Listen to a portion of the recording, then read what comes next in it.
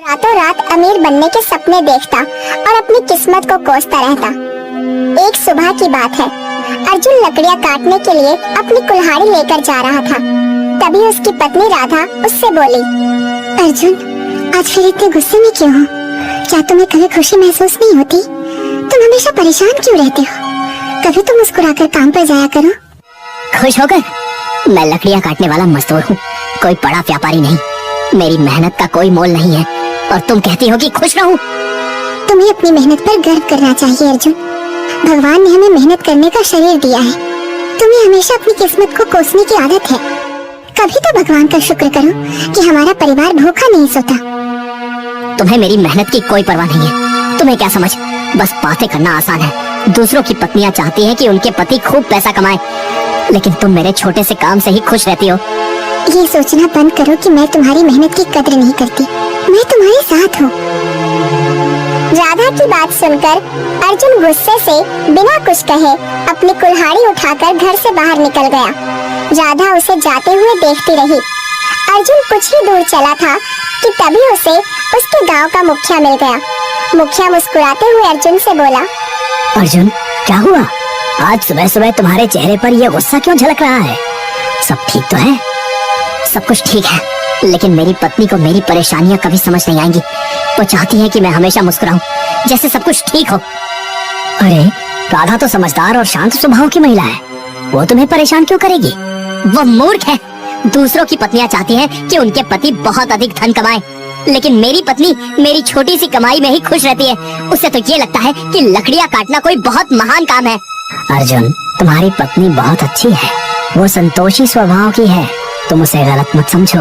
अगर उसकी जगह कोई और पत्नी होती तो वो तुम्हारे सामने हर दिन गरीबी का रोना रोती और तुम्हें मानसिक रूप से परेशान कर देती। तुम्हें तो भगवान को धन्यवाद देना चाहिए। मुखिया की बात सुनकर अर्जुन गुस्से से आगे बढ़ गया और जंगल में एक वृक्ष के नीचे बैठते हुए खुद से बोला, मैं कितनी भी मेहनत क्यों न करूं, लकड़ियां अच्छे दामों में नहीं बिकती। मेहनत का फल मिलता ही नहीं। लोग कहते हैं मेहनत का फल मिलता है, लेकिन मुझे तो कोई मेहनत का फल मिला ही नहीं। क्यों ना मैं आज जंगल में उस हिस्से में जाऊं जहां लोग जाने से डरते हैं। सुना है वहां भूत प्रेत का साया है। क्या पता मुझे कोई भूत मिल जाए और वो मुझे धनवान बना दे। ये सोचकर अर्जुन जंगल के अंदरूनी हिस्से की ओर बढ़ गया। थोड़ी देर बाद उसकी नजर एक विशाल और पुराने पेड़ पर पड़ी। पेड़ इतना बड़ा और घना था कि उसकी जड़ें दूर दूर तक फैली हुई थी। ये तो वर्षों पुराना पेड़ लग रहा है। इसकी लकड़ियां जरूर अच्छे दाम में बिकेंगी। क्यों ना मैं इसे काट लूं और बाजार में बेचाऊं, इससे मुझे खूब पैसा मिलेगा। अर्जुन उस पुराने वृक्ष पर कुल्हाड़ी चलाने ही वाला था कि अचानक उस वृक्ष से काला धुआं निकलने लगा। धुआं उसके चारों ओर मंडराने लगा। अर्जुन ने ऐसा दृश्य पहले कभी नहीं देखा था। वो बुरी तरह से घबरा गया और अपनी कुल्हाड़ी वहीं फेंक दी।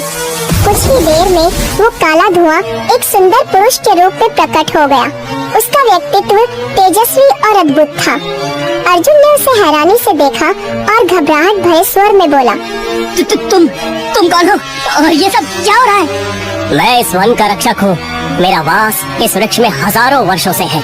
ये वृक्ष केवल एक पेड़ नहीं है, बल्कि इस वन का आधार है। इसे मत काटो। अर्जुन जो पहले से ही घबराया हुआ था, अब क्रोधित हो गया। उसने अपनी कुल्हाड़ी उठाई और वन रक्षक से गुस्से में बोला, मुझे इन बातों से कोई फर्क नहीं पड़ता। ये पेड़ कितना पुराना है, इससे भी मुझे कोई मतलब नहीं है। इसकी लकड़ियां मजबूत है और बाजार में अच्छे दामों में बिकेंगी। मैं इसे काट के रहूंगा और कोई भी मुझे नहीं रोक सकता। यदि तुम इस वृक्ष को नहीं काटोगे तो मैं तुम्हारी एक इच्छा पूरी करूंगा। लेकिन याद रखना, एक बार तुम्हारी इच्छा पूरी हो गई तो तुम चाह कर भी इस वृक्ष को नहीं काट पाओगे और तुम्हें केवल एक ही इच्छा मांगने का अधिकार होगा। अर्जुन ये सुनकर उलझन में पड़ गया। उसके मन में लालच और सवाल दोनों ही उठने लगे। अगर ऐसा है तो मुझे बहुत सारा धन चाहिए। फिर वो खुद ही रुक गया और सोचते हुए बोला, नहीं, धन तो खत्म हो जाएगा, मुझे धन नहीं चाहिए। अचानक उसके मन में नए नए विचार आने लगे। उसने दोबारा कहा, ठीक है, तो मुझे एक बहुत बड़ा महल चाहिए। लेकिन फिर वो असमंजस में पड़ गया और सिर हिलाते हुए बोला, नहीं नहीं नहीं, महल का क्या करूँगा? ये भी सही नहीं है, कुछ और सोचना होगा। वन रक्षक उसकी हालत देखकर मुस्कुराते हुए रहस्यमय अंदाज में बोला, सोच लो, ये तुम्हारी जिंदगी का सबसे बड़ा फैसला हो सकता है। मुझे अपनी पत्नी से पूछने दो, वो शायद कुछ सही सलाह दे सके। मैं उससे पूछ कर आता हूँ। ठीक है, क्योंकि तुम इस वृक्ष का रहस्य जान चुके हो, इसलिए तुम आराम से सोच लो। अपनी पत्नी से सलाह लेकर वापस आना, मैं यहीं मिलूंगा। अर्जुन वन रक्षक की बात सुनकर तेजी से घर की ओर दौड़ पड़ा। रास्ते भर वो इसी बात को सोचता रहा कि उसे क्या मांगना चाहिए।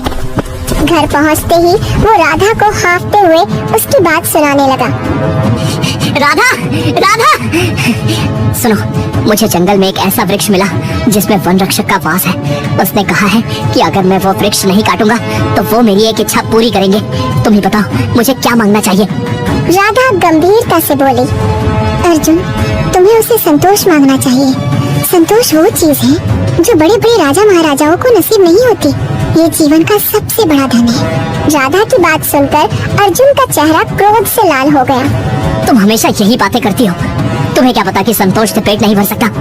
राजा महाराजाओं के पास कितना धन और वैभव होता है। मैं यहाँ आकर गलती कर बैठा। अब मैं अपनी मर्जी से उनसे कुछ मांगूंगा। हालांकि राधा की राज महाराजा वाली बात अर्जुन के मन में गहराई तक बैठ गई। अर्जुन फिर दौड़ता हुआ जंगल पहुंच गया।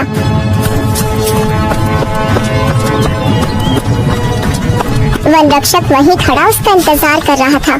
तो अर्जुन, तुम वापस आ गए। क्या तुमने तय कर लिया कि तुम्हें क्या चाहिए? हाँ, मैंने तय कर लिया है। मैं राजाओं जैसा जीवन